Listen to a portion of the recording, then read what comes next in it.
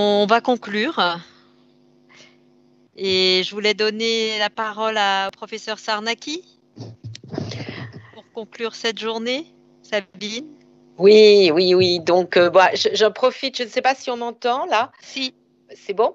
Donc, je profite de cette prise de parole pour remercier à mon tour Madame Cardozo, car on la connaît depuis longtemps et on était en attente avec le docteur Crétol depuis plusieurs années pour répondre aussi à la confusion de la dernière question d'une association sur les malformations anorectales. C'est peut-être pas un hasard que on ait eu du mal à avoir cette association, peut-être parce que finalement la prise en charge en France n'est pas si mauvaise, alors que dans d'autres pays, comme en Allemagne et en Italie, ces associations existent depuis très très longtemps et sont très fortes.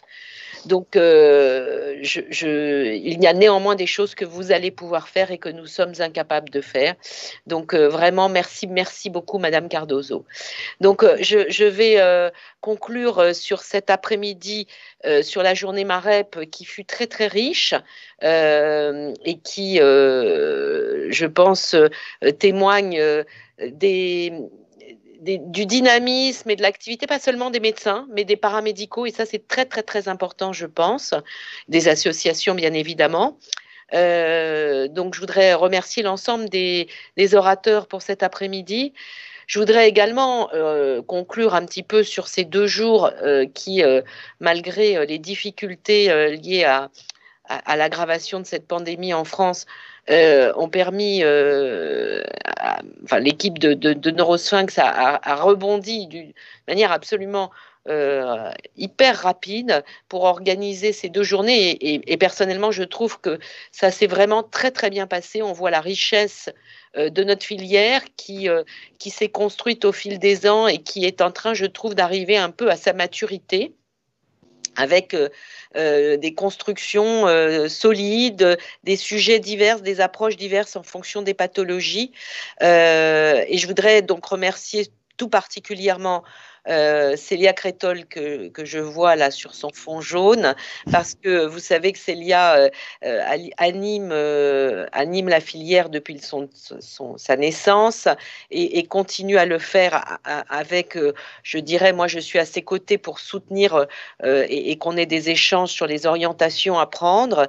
Je voudrais remercier aussi Monsieur Parker, je ne sais pas s'il est là ce soir, qui s'occupe du comité de pilotage du conseil scientifique et avec lequel nous avons aussi beaucoup travaillé, Ala Elgonemi bien sûr, et tous mes collègues des sites constitutifs et des centres de compétences. J'ai adoré la présentation de Laurent Fourcade, qui est vraiment rafraîchissante, je trouve. Et merci à toute l'équipe de Neurosphinx. On a une nouvelle équipe, c'est vrai, mais je trouve qu'on a une équipe formidable qui a su s'adapter assez rapidement et dans des conditions pas très faciles comme on dit aujourd'hui, à accompagner tous les acteurs de cette filière. Donc, je vais te laisser, Célia, conclure ces 2 jours qui t'ont demandé beaucoup de travail et beaucoup de stress, j'imagine. Et Surtout à la filière, on va couper bientôt. Il y a une maman qui a dit tout à l'heure dans le chat, c'est bien de se sentir appartenir à un groupe, ça rompt l'isolement quand on a une malformation anorectale. J'ai l'impression là d'appartenir à un groupe national, ça fait du bien. Et j'espère que ça transparaît dans ces journées. Merci encore à tous pour ce travail et Sabine pour ton soutien indéfectible. Je vous souhaite une bonne soirée et à l'année prochaine bonne en soirée live. à tous. Au revoir.